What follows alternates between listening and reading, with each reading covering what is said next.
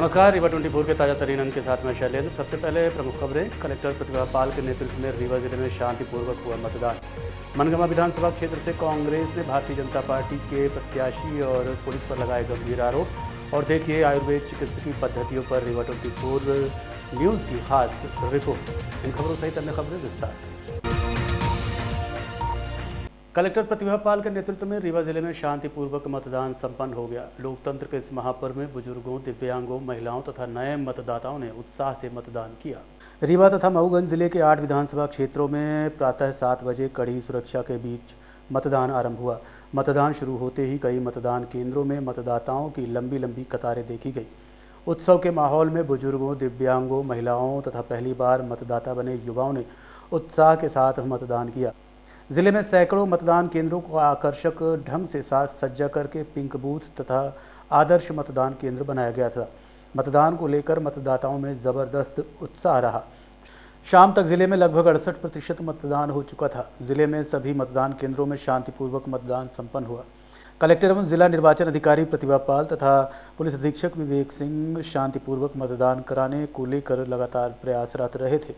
जिले भर में भ्रमण और संबंधित अधिकारियों को समय समय पर उचित दिशा निर्देश देते रहे, जिसके चलते शांतिपूर्वक मतदान संपन्न हुआ। मतदान के दौरान भारत तिब्बत सीमा पुलिस अर्धसैनिक बलों की 19 कंपनियां जिले भर में तैनात रहीं।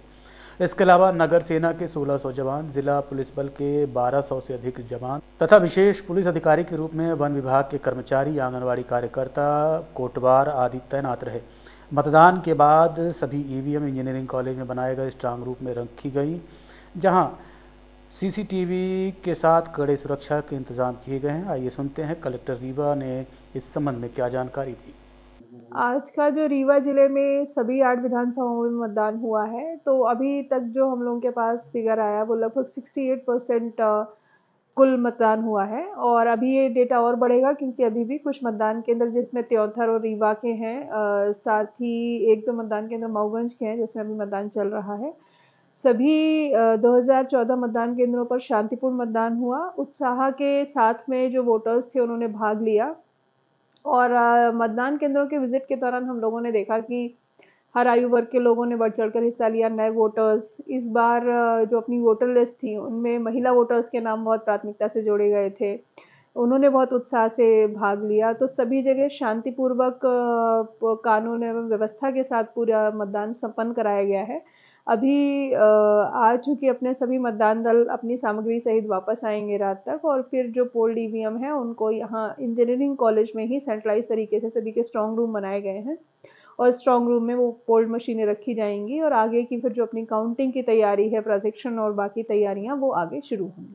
कैसा उत्साह था मैडम मतदाताओं को? मतदाताओं में इस बार अच्छा उत्साह हम लोगों को देखने को मिला है। कुछ विधानसभाएं, कुछ ऐसे पोलिंग स्टेशन जिनमें पिछली बार वोटिंग परसेंटेज कम रहा था, वहाँ स्वीप की अच्छी एक्टिविटीज़ की गई, जिससे कि मतदाताओं को जोड़ा गया, उनको मतदान के विषय में अवगत कराया गया, क्या महत्व है, कैसे वोट देना है। तो उसकी वजह से इस बार रीवा में बेहतर मतदाताओं का जो वोटिंग परसेंटेज बढ़ा है वो हम लोगों को देखने को मिल रहा है। और सभी विधानसभाओं में लगभग जो एवरेज है जिले का, उतना वोटिंग लगभग सभी विधानसभाओं में हुई है। फाइनल फिगर एक बार और जब सारा डेटा कंपाइल हो जाएगा तो हम लोग बताएंगे। जो अपनी पोलिंग मशीनों, पोलिंग बूथ से जो मशीनें पोल्ड ईवीएम्स आ रही हैं, उनके लिए 8 हर एक विधानसभा का एक स्ट्रांग रूम यही इंजीनियरिंग कॉलेज में बनाया गया है। अपने जो स्ट्रांग रूम है वो सभी में सीसीटीवीज लगे हुए हैं। इसके अलावा कॉरिडोर में और पूरे कॉलेज परिसर में सीसीटीवी लगाया गया है। साथ ही जो सीएपीएफ का डिप्लॉयमेंट है वो एज पर नॉर्म्स किए गए हैं ताकि पर्याप्त सुरक्षा बल रहे। इसके अतिरिक्त सभी जो कैंडिडेट्स हैं उनको ये सूचना भी दी गई है, यदि वो भी यहाँ आकर के अवलोकन करना चाहते हैं जो स्ट्रांग रूम बने हैं, तो वो सभी भी राइटिंग में सबको सूचना दी गई है, सभी आमंत्रित हैं। और स्ट्रांग रूम के संबंध में निर्देश हैं कि प्रत्येक दिन आरओ उनका विजिट करेंगे और डीओ भी 3 से 4 दिन में उनका विजिट करेंगे जब तक कि काउंटिंग नहीं हो जाती। तो इस तरीके से ये फुल प्रूफ स्ट्रांग रूम की सुरक्षा व्यवस्था जमाई गई है ताकि किसी भी प्रकार का कोई कंफ्यूजन किसी के मन में ना रहे। मनगमा से कांग्रेस प्रत्याशी बबीता साकेत ने भाजपा प्रत्याशी नरेंद्र प्रजापति द्वारा शराब और पैसा बांटने और उनके इशारे पर पुलिस द्वारा मारपीट करने का गंभीर आरोप लगाया है। मनगांव विधानसभा क्षेत्र के ग्राम पंचायत हकरिया अंतर्गत ग्राम मिलिया से भाजपा प्रत्याशी नरेंद्र प्रजापति द्वारा शराब और पैसा बांटा जा रहा था। हार के डर से ग्रामीण जनों की सूचना पर कांग्रेस प्रत्याशी बबीता साकेत कांग्रेस नेताओं के साथ पहुंची। कांग्रेस प्रत्याशी के द्वारा बार बार पुलिस को सूचना देने के बाद तकरीबन 1.5 घंटे बाद पुलिस बल पहुंचा। पुलिस के द्वारा कांग्रेस प्रत्याशी और जनपद पंचायत अध्यक्ष गंगेओ सहित कांग्रेसी नेताओं और ग्रामीण जनों के साथ सहयोग नहीं किया गया। गाड़ी जिसका नंबर MP 17ZC 5605 को बार बार चेक करने को कहा जा रहा था, लेकिन कोई चेकिंग नहीं की गई। पुलिस द्वारा मारपीट से कांग्रेस प्रत्याशी श्रीमती बबीता साकेत, जनपद अध्यक्ष गंगेओ विकास तिवारी को चोटें आई हैं। पूरी कार्रवाई में भाजपा प्रत्याशी के इशारों में करने का आरोप कांग्रेस द्वारा लगाया गया है। इस संबंध में आज एक पत्रकार वार्ता कर जानकारी दी गई। मुझे हमारे रात में मेरे कार्यकर्ताओं द्वारा मुझे बताया गया कि कोट और हकरिया में भारतीय जनता पार्टी के प्रत्याशी नरेंद्र प्रजापति जी शराब और पैसा बांट रहे हैं। जैसे सूचना मिली तो मैं गंगेऊ से वापस हुई। मैं रीवा घर आ रही थी और मैं वापस हुई और मैं अपने सभी कांग्रेस के साथियों को बताए।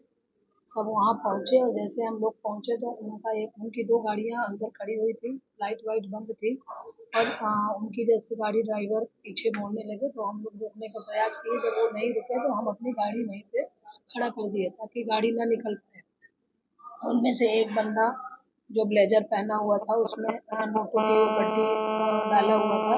हम लोगों की और शराब के नशे में बिल्कुल धुत था। हम लोगों ने उनकी गाड़ी किनारे करवाई।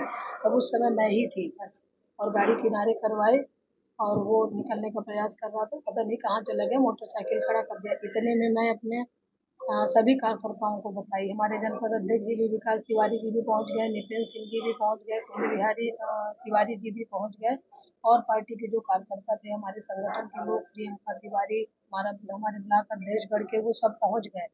हम लोगों और मैं जाते वक्त TI को फोन की, नई गढ़ी TI को।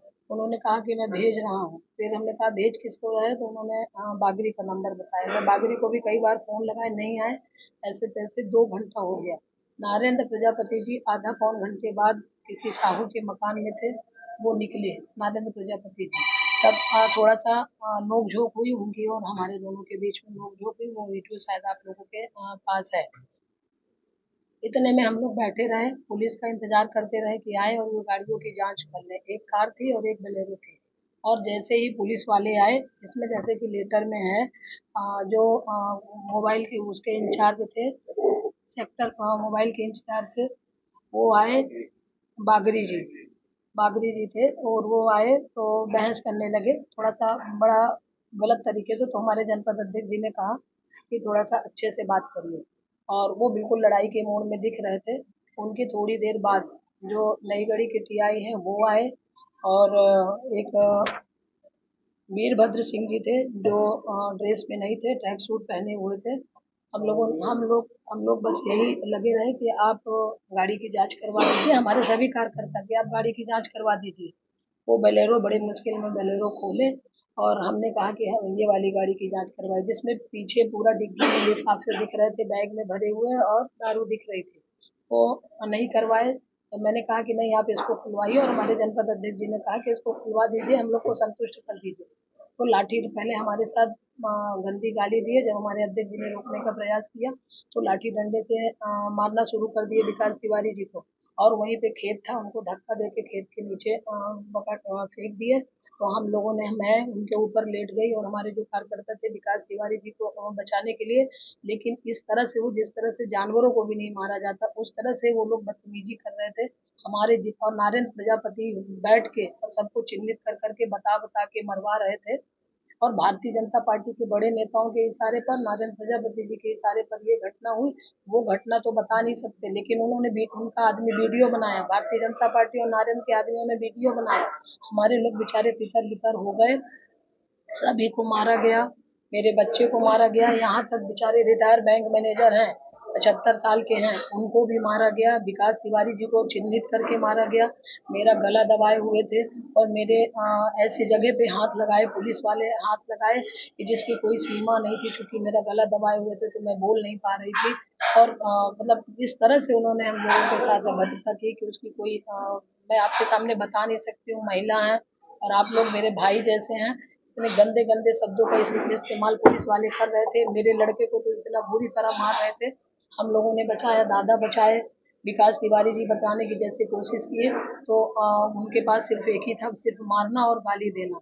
हम लोग किसी तरह से हाथ विनती जोड़ के और हम लोग फिर अपने वाहन से निकले और नरेंद्र प्रजापति जी वहीं पे बैठे थे। नरेंद्र प्रजापति जी मरवा रहे थे और जिस गाड़ी में पैसा रखा हुआ था उस गाड़ी को फिर पुलिस वाले और वहाँ का टीआई नई गढ़ी का और जितने सारे पुलिस वाले थे बोले तुम तुरंत निकल जाओ। नरेंद्र प्रजापति उस पैसे वाली गाड़ी में बैठे और निकल गए। मैं इसकी घोर निंदा करती हूँ। मैं अनुसूचित जाति की महिला हूँ। मेरे साथ जाति शब्द का भी उल्लेख किया गया और जो न करना चाहिए वो भी मुझे लिटा के मेरे नाजुक अंगों में लातों से मुझे मारा गया। और यही भारतीय जनता पार्टी और शिवराज मामा कहते हैं कि मैं दलित महिलाओं का सम्मान करता हूँ। जिस तरह से घटना हुई मैं आपको दिखा नहीं सकती मेरे किस किस जगह पे उन्होंने लातों से और डंडा से मारा है।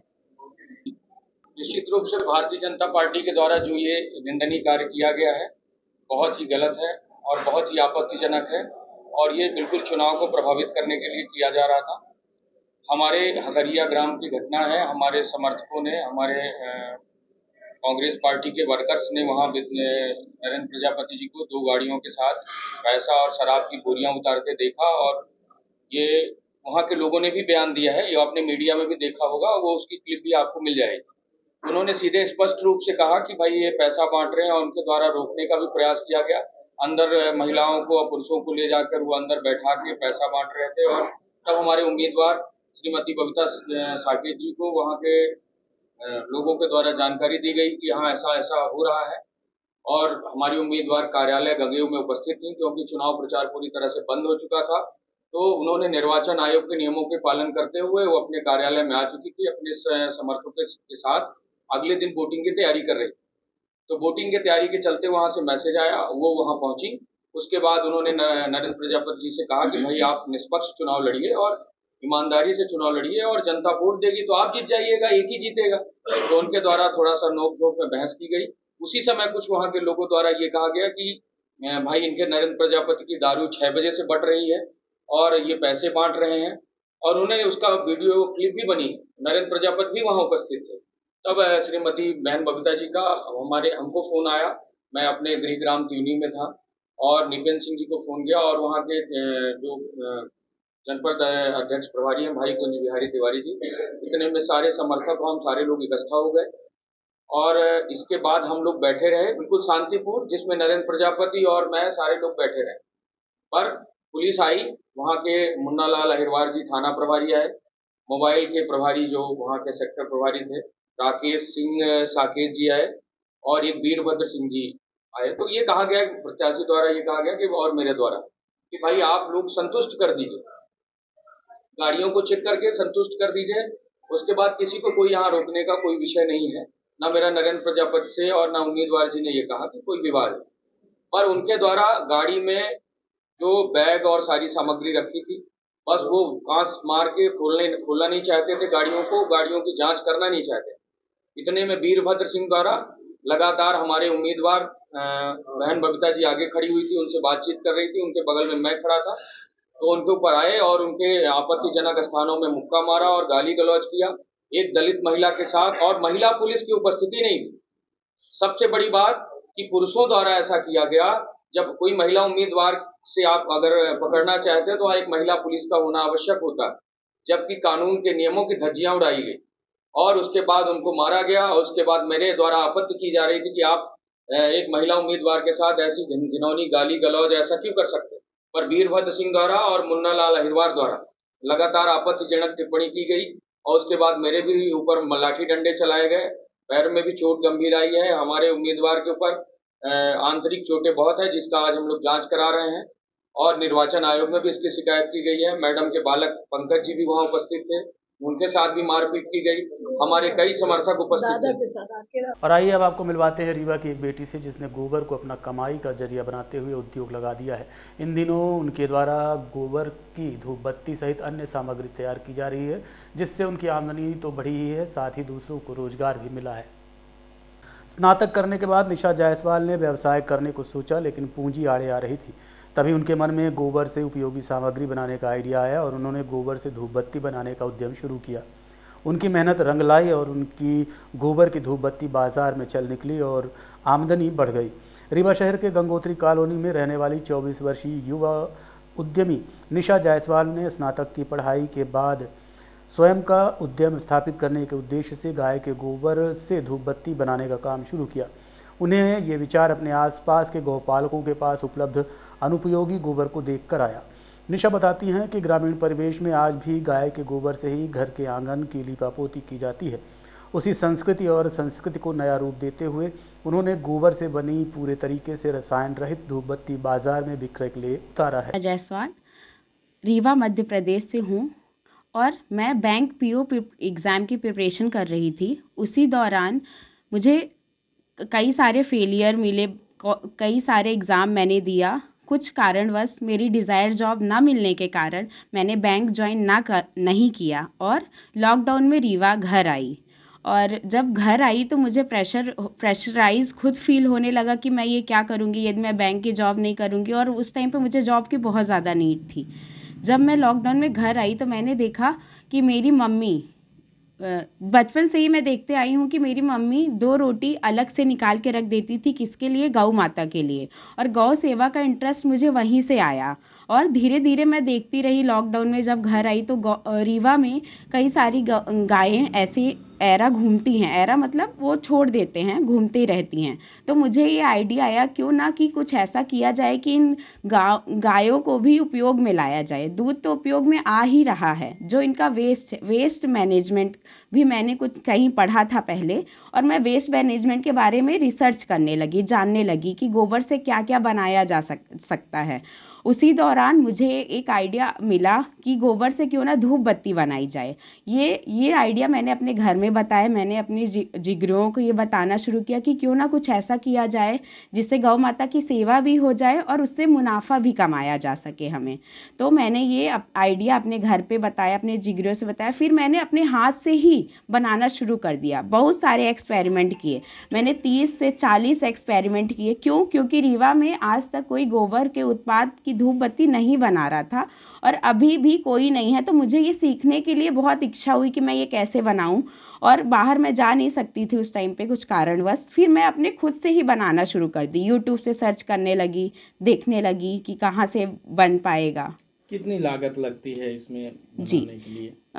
इस स्टार्टिंग में तो मैंने हाथ से ही बनाना शुरू किया तो हाथ की मशीन मेरी 10,000 में बन के तैयार हो गई थी। पर जब हम देने लगे लोगों को एक्सपेरिमेंट, जो धूप बनाया था हमने सैंपल के तौर पे मार्केट पे लाया, अपने दोस्तों को देने लगे, घर में जा के देने लगे कि सैंपल है, आप यूज़ करिए, बताइए कैसा लगा आपको। तो अच्छे रिस्पॉन्सेज आने लगे। फिर अब ये हो गया कि मेरी धूप कम हो रही है और डिमांड ज़्यादा हो रही है लोगों की। तो फिर मैंने अपने भैया से बोला, मेरा बड़ा भाई है एक, उससे बोला कि भैया हम लोग क्यों ना मशीन लेके बनाना शुरू करते हो और मार्केट में इसको और अच्छी सेल करते हैं। फिर हमने एक मशीन लाई, मशीन से धूप बत्ती बनाना शुरू किया। अब पैकिंग की भी प्रॉब्लम आई कि पैकिंग कैसे किया जाए। फिर पैकिंग वगैरह भी हमने बनवाई और अच्छे तरीके से ये धूप बत्ती मार्केट में लॉन्च की। अभी रिस्पांस बहुत अच्छा है धूप का। महीने का कितना?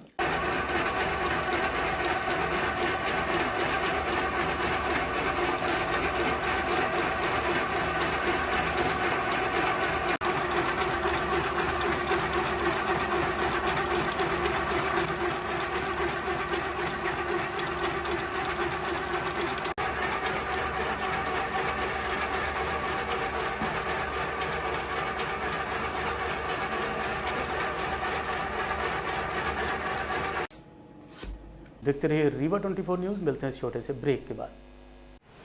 Pentium point group of institutions, a key to success. जी हाँ, Pentium point group of institutions, जहाँ पर आपको मिलते हैं BA LLB 5 year full time program, LLB 3 year full time program, bar council of India से मान्यता प्राप्त हैं। MBA के 2 year full time program AICTE new Delhi से मान्यता प्राप्त हैं।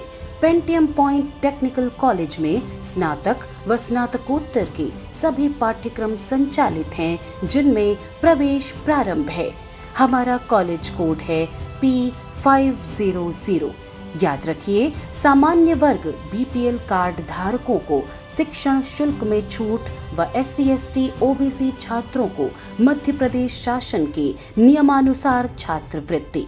आप संपर्क कर सकते हैं हमारे हेड ऑफिस में, जो है हेडगेवार नगर, रेडियो कॉलोनी के सामने, रीवा, और कॉलेज कैंपस में, जो है करहिया सिमरिया रोड और हरदी सिमरिया रोड, रीवा में। अधिक जानकारी के लिए हमारे फ़ोन नंबर पर संपर्क कर सकते हैं। हमारा फ़ोन नंबर है 07662438035। मोबाइल नंबर पर भी संपर्क किया जा सकता है, जो है 9993208439।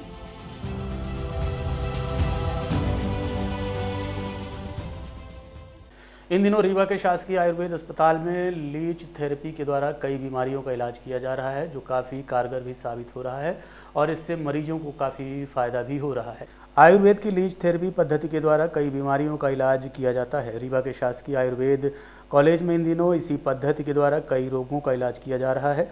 मरीजों को काफ़ी फ़ायदा भी हो रहा है।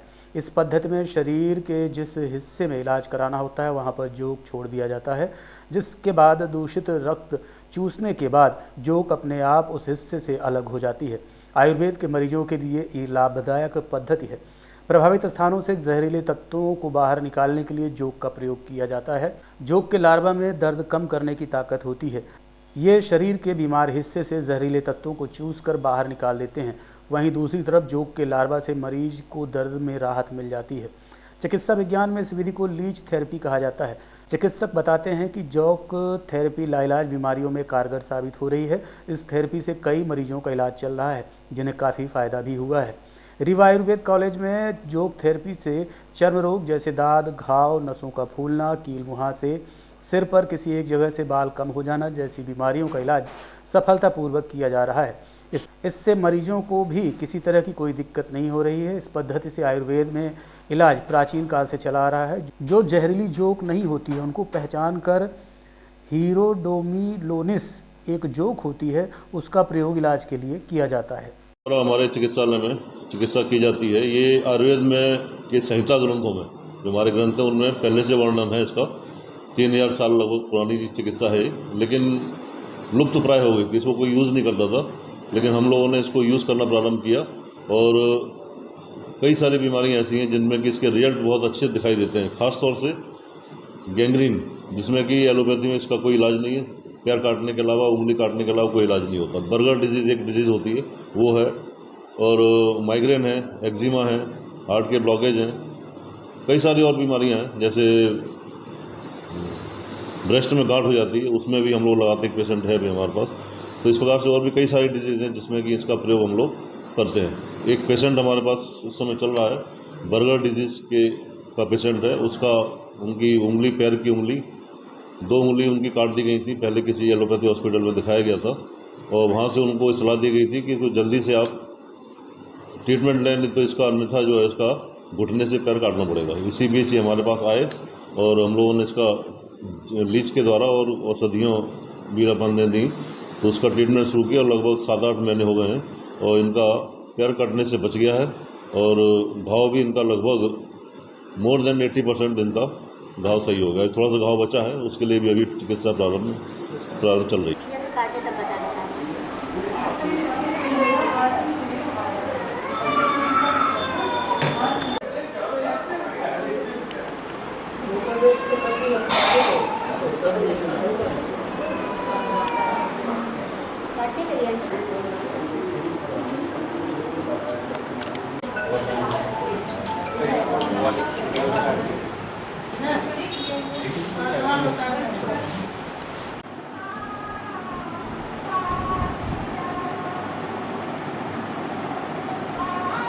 देखते रहिए रीवा 24 न्यूज़। मिलते हैं इस छोटे से ब्रेक के बाद।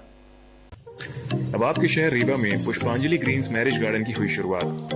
शादी, बर्थडे पार्टी सहित अन्य कार्यक्रमों के लिए सर्व सुविधाओं के साथ आप सभी के लिए सस्ता एवं उचित दाम पर उपलब्ध है।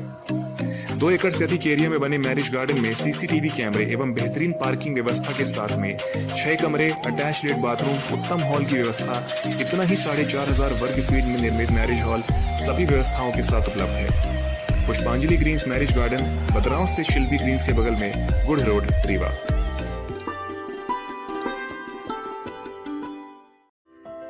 हड्डी जोड़ एवं रीढ़ रोग तथा स्त्री रोग एवं प्रसूति रोग का इलाज एक ही छत के नीचे। विघ्नहर्ता hospital and trauma centre, hotel landmark के पास, रतहरा, रीवा। डॉक्टर संतोष सोनी, पूर्व चिकित्सक, बॉम्बे हॉस्पिटल, मुंबई। हड्डी जोड़ एवं रीढ़ रोग विशेषज्ञ, छोटे चीरे एवं दूरबीन विधि द्वारा हाथ तथा पैर की हड्डियों का ऑपरेशन।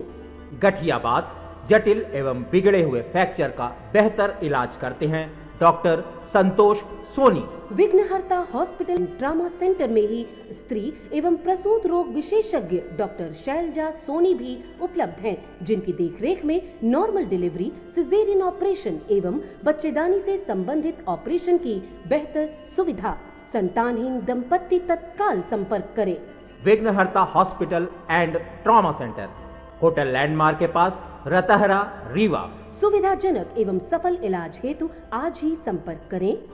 विघ्नहर्ता hospital and trauma centre, hotel landmark के पास, रतहरा, रीवा। मोबाइल नंबर 7828781983 अथवा 8462956774 पर।